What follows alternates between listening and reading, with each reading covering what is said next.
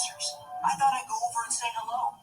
Gentlemen, Congress has lied to us long enough. Think of all we've sacrificed to win this war. And now that freedom is in our grasp, what has Congress done? It's broken every promise it's ever made, that's what.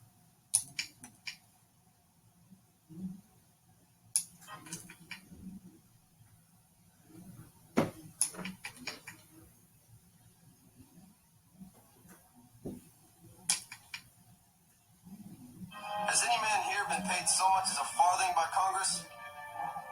I thought 6 years and not a penny. Congress promised us all pay. Then it promised us a pension for life. Now it wants to discharge us without giving us either. Did we serve our country just to lose our property and end up in debtor's jail? We must demand our rights. If Congress refuses, I say we march down to Philadelphia and answer them with muskets. Where does His Excellency stand on the matter? Where does Washington stand?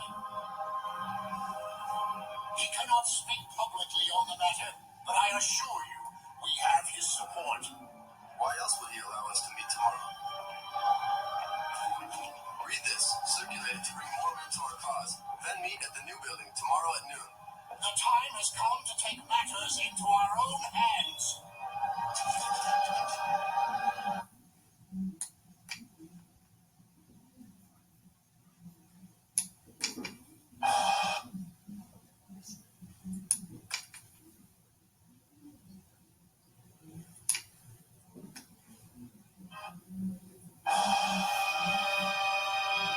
If you have sense enough to discover and spirit to oppose tyranny, whatever garb it may assume, awake to your situation.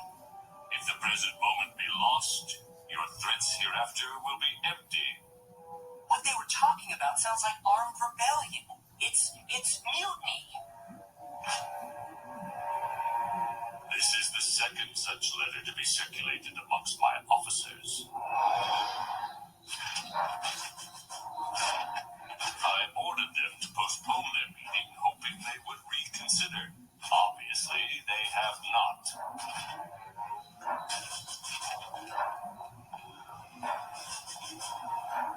If you ask me, they're no better than traitors. On the contrary, James, I consider them heroes and patriots of the highest order. They risk their lives to fight for a new form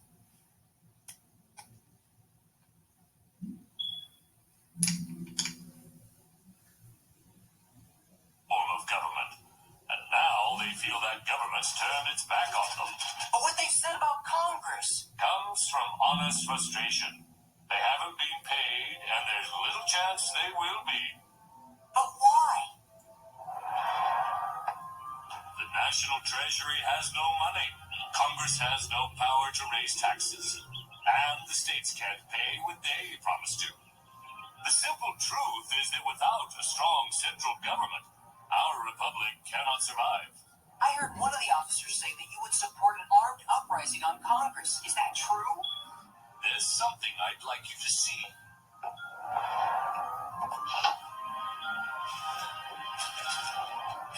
This was sent to me by one of my officers not very long ago.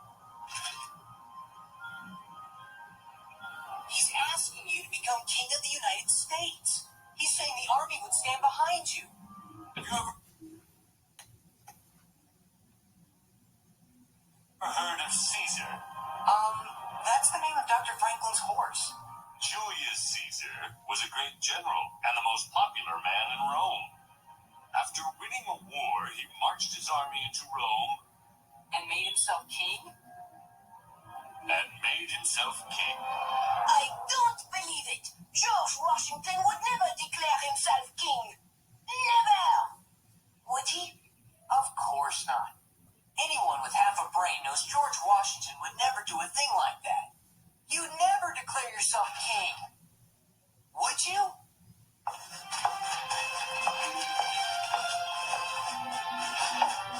No, James, the very idea is abhorrent to me. To say nothing of the fact that neither the American people nor the vast majority of soldiers would stand for it.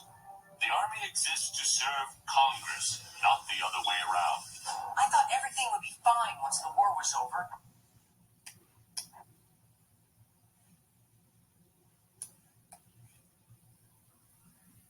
Now it seems like things are worse than ever. Without justice, the army is a powder keg ready to explode. Right now, I have no idea how to prevent it.